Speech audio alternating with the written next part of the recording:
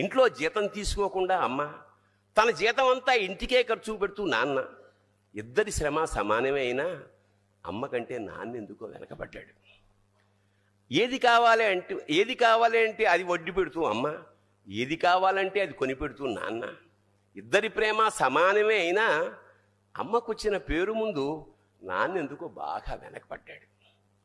ఫోన్లోనూ అమ్మ పేరే, దెబ్బ తగిలినప్పుడు అమ్మ అని పిలవడే, అవసరం వచ్చినప్పుడు తప్ప మిగతా అప్పుడు గుర్తురానందుకు నాన్న ఎప్పుడైనా బాధపడ్డా ఏమో. ఇద్దరూ సమానమే అయినా పిల్లల ప్రేమను పొందడంలో తరతరాలుగా నాన్న ఎందుకో వెనకబడ్డాడు. అమ్మకి మాకు బీరువా నిండా రంగురంగుల చీరలు బట్టలు, నాన్న బట్టలకు దండెం కూడా నిండదు. తనని తాను పట్టించుకోవడం రాని నాన్న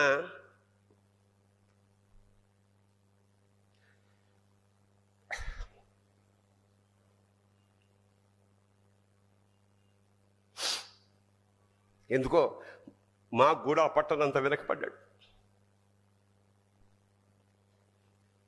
అమ్మకి అన్నో కొన్నో బంగారు నగలు, నాన్నకి బంగారు అంచున్న పట్టు పంచి ఒకటే. కుటుంబం కోసం ఎంత చేసినా తగిన గుర్తింపు తెచ్చుకోవడంలో నాన్న ఎందుకో పాపం బాగా వెనకబడ్డాడు. పిల్లల ఫీజులు ఖర్చులు ఉన్నాయి ఎప్పుడప్పుడు. ఈసారి పండక్కి చీర కొనొద్దంది అమ్మ. ఇష్టమైన కూర అని చెప్పి పిల్లలు మొత్తం తినేస్తే ఆ పూటకి పచ్చడి మెతుకులతోనే ఇష్టంగా తినే నాన్న, ఇద్దరి ప్రేమ ఒకటే అయినా మా అమ్మ కంటే నాన్న చాలా వెనకబడ్డాడు. వయసు మళ్ళాక అమ్మ అయితే ఇంట్లోకి పనికొస్తుంది, నాన్న ఎందుకు పనికిరాడని మేము తీర్మానం చేసుకున్నప్పుడు కూడా వెనకబడింది నాన్నే.